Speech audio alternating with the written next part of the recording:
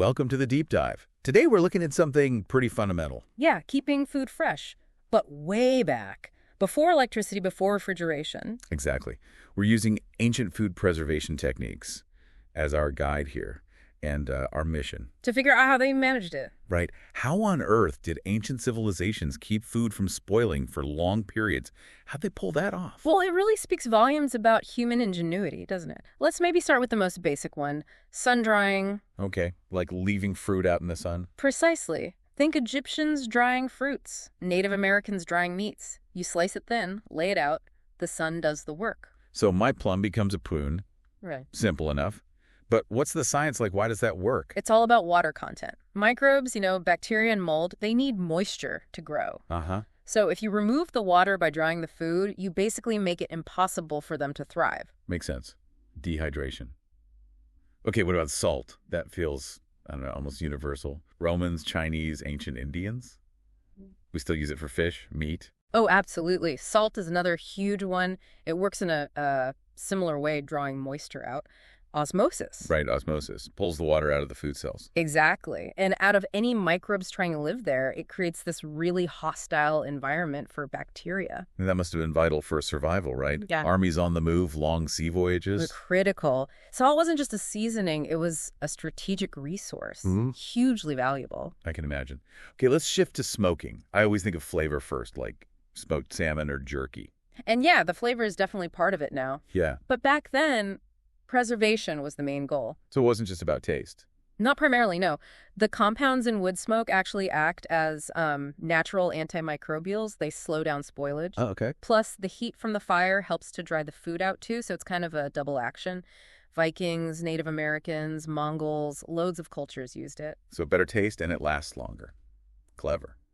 Now, this next one, fermentation. It sounds a bit wild, like controlled rotting. Huh. It does sound a bit counterintuitive, doesn't it? But fermentation is incredibly effective. How does that work? You're encouraging microbes, not killing them. Well, you're encouraging the right kind of microbes. Yeah. Beneficial bacteria or yeast, they transform the food's structure. They often produce acids like lactic acid, which stop the harmful bacteria from growing. Think kimchi, yogurt, cheese, even ancient beer and wine. Right, so it changes the food and preserves it. That's fascinating. They figured that out without, microscopes. Trial and error, probably. Keen observation.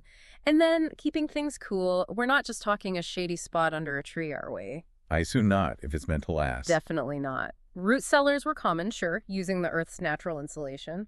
But some cultures got really sophisticated. Like what? Like the Persian yakshals.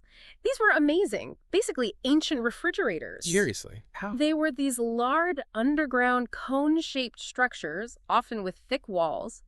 They were designed to capture cold air in winter and make ice. And then keep that ice frozen, or at least keep the space very cold all year round, even in climates that hit, 40 degrees Celsius. 40 degrees C, and they had ice storage without power. That's incredible engineering. It really is. Sophisticated understanding of airflow, insulation, evaporative cooling. These weren't just tricks, they were vital technology. Yeah, you can see that. And the core principle, across all these methods, sun drying, salting, smoking, fermenting, cooling, it's about controlling the environment around the food. Using nature against nature, in a way. Sun, salt, smoke, air, the earth itself. Exactly. Understanding and utilizing natural processes. It does make you wonder, doesn't it? With such, relatively speaking, limited tools, were they actually more innovative in finding solutions for basic needs like this? It's a really interesting thought. Perhaps the constraints forced a deeper kind of creativity, a more intimate understanding of their immediate world. So, summing up, from simple sun power to complex underground ice houses, ancient people were clearly masters of preservation, far from helpless. Absolutely. And, it's striking how many of those basic principles, drying, salting, fermenting, controlling temperature, are still fundamental to food preservation today, even with all our technology. That's true. Yeah. It really makes you think, what can we still learn from their resourcefulness, from that deep connection they had to making things last? A lot, probably. A whole lot.